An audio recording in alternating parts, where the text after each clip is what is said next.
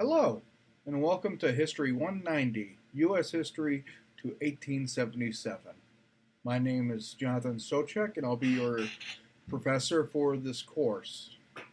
I apologize for having to cancel class today. I accidentally double booked myself, largely due to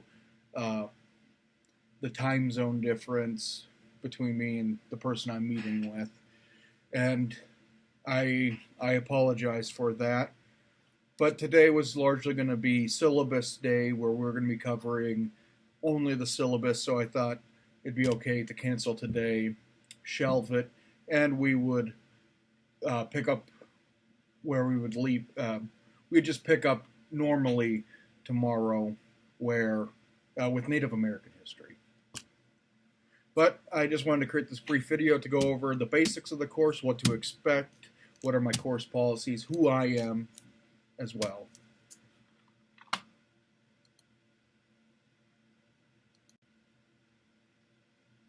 So here are the course objectives, what you would expect to learn from taking this course. And these are largely the learning objectives, learning outcomes that are outlined on the syllabus.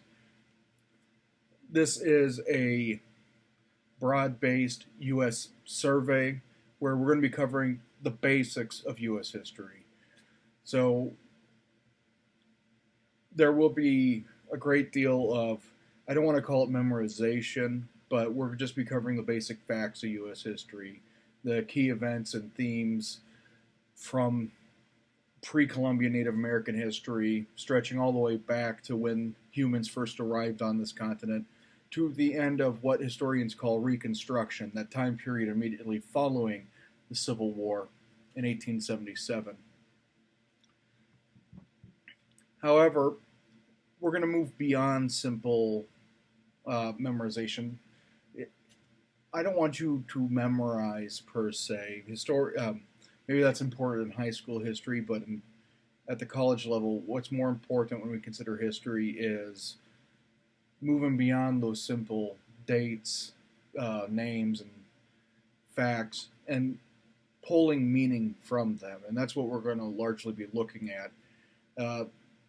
Because this is such a broad time period, including so many different themes. I've largely picked 3 themes we're going to focus on, but we will be looking at other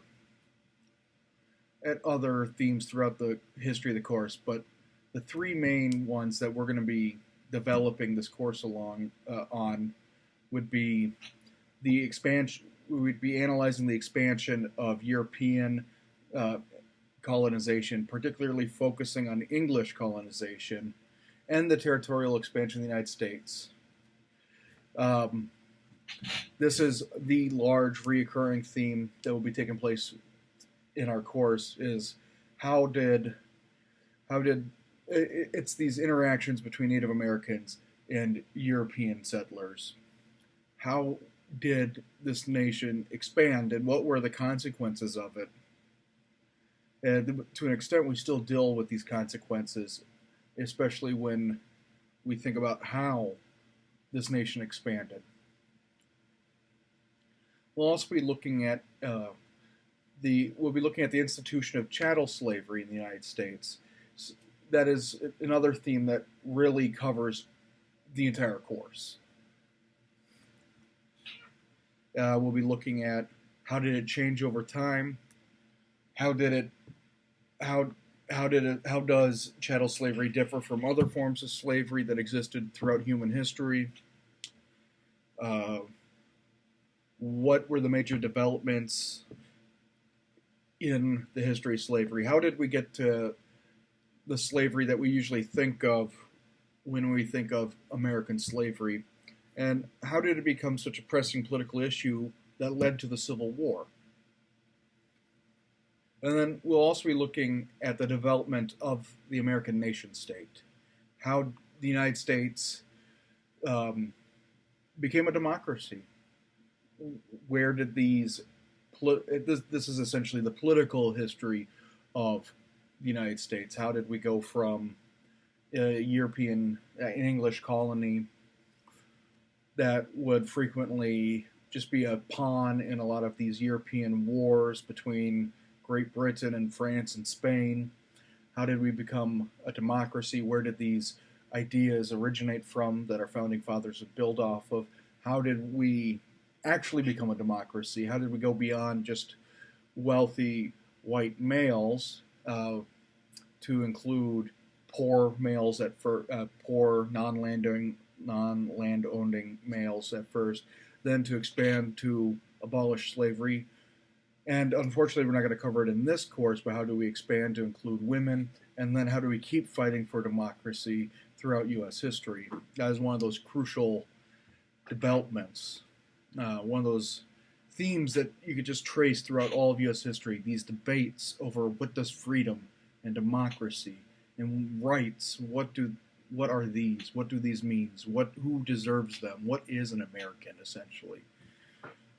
And we'll be focusing on that, but only in the first half of U.S. history. And then another goal would be to learn the tools of a historian. This would be learning how to differentiate between different types of sources. The primary difference that historians make is between what we call primary sources, which are the sources written by the actors themselves or written during the time period, and secondary sources, which these are what historians write. These are written typically well after the fact, and these are interpretations of what happened. And then, importantly, we're going to be learning how to apply the material that we're learning in this course to contemporary discourse on, I have here race, gender, politics, but also technology, just in life in general. We're learning how humans lived, and by looking at how humans have lived, we'll learn a great deal of what it means to be human. And we'll become, it changes how we look at ourselves. That's another key facet of history. But history is also important to understand how we got here. Why is race such a big issue in the United States today? Why is it such a political issue? Why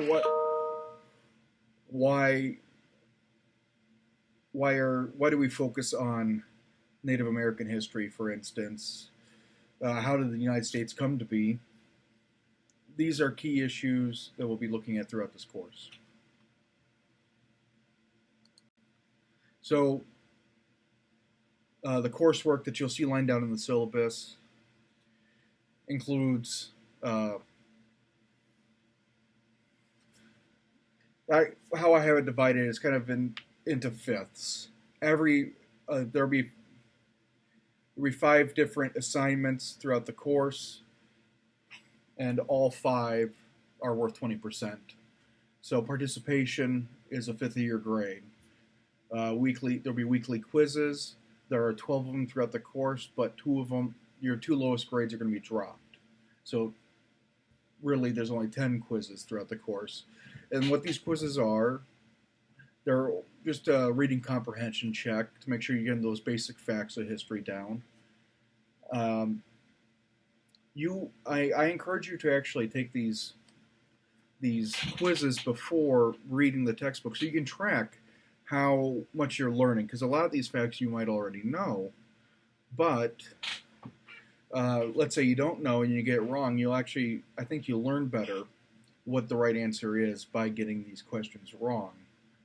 And you can track your learning curve as you take these quizzes. And you have 5 attempts for each quiz, and all quizzes will be due at the end of the week on Saturday at noon. There will also be 3 essays technically throughout the course. The first 2 are largely based off of 2 books that we'll be reading throughout the course. The first book is the autobiography of Benjamin Franklin. I chose this book because you could really, he's kind of, I don't know how to put it, he's the Forrest Gump, really, of colonial America. He tends to be everywhere, and we could see we can learn a lot about colonial life by reading his autobiography. And the second narrative is, or the second book we'll be reading is the narrative of the life of Frederick Douglass. And this is one of those crucial autobiographies in U.S. history. It's a classic, and in it, Frederick Douglass really details what it was like to be a slave, to grow up as an enslaved person, and how he escaped slavery. The final essay will be due at the end of class. In finals week, I believe I have it set for Wednesday, at the end of the day, Wednesday on finals week. And the question for that one is, how did interactions between Europeans or Euro-Americans and Native Americans change over time? How did different European nations interact with Native Americans? How did these interactions change over time? You'll see different tactics that each come in with these interactions within the treaty making process. And essentially, one of the questions we're looking at is, how did history develop the way it did? How did Native Americans lose all that land? How did the United States come to become the large country that it is today?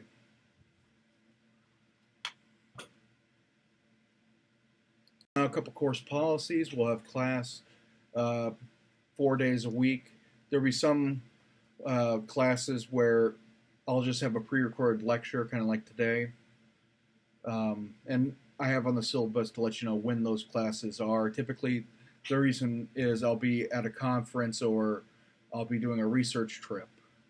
And I'll let you know well ahead of time. If I'll be gone, it'll be a pre-recorded lecture. So course policies, they've changed a little bit since I've made this. I actually just realized that this is not the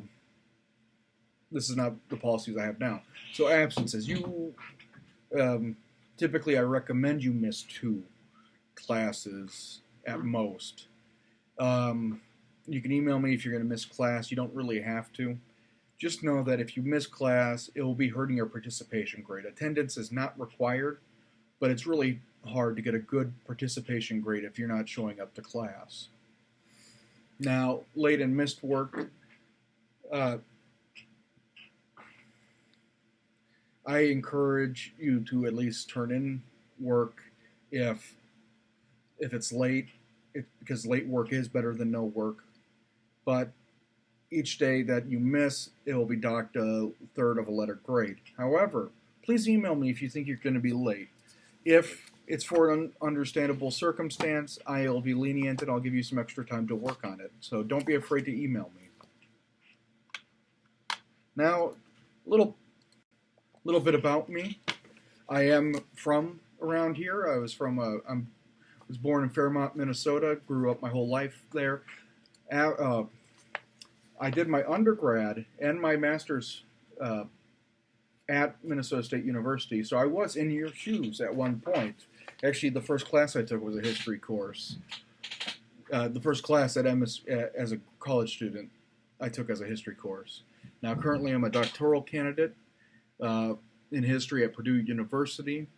My research focuses on the history of race and poverty. I largely focus on the second half of the course of the 20th century, particularly the Civil Rights Movement. But in what pertains to this course, I really focus on the legacy of slavery and the legacy of conquest of Manifest Destiny pushing westward and moving Native Americans to reservations. So even though my research doesn't specifically focus on this time period, I am looking at the reverberations of the time period and how we got to today and how these are still hotly political topics. Well, that is all I had for today. Please read, look at the syllabus. You'll notice I have so many hyperlinks throughout there. those hyperlinks lead you to the exact web page for the reading. So just click those. For tomorrow, I would like you to read the introduction to the textbook. It's a really good introduction. We'll have a good discussion on what is history. Please read the introduction to the chapter and the first bit, which is on Native Americans. And then also please read the Native American creation stories that I have attached. And I'll be updating the course throughout the week, adding more to D2L to make it more fully filled out. If you have any questions, please don't hesitate to email me, and I look forward to meeting all of you tomorrow. Thank you, and have a wonderful day.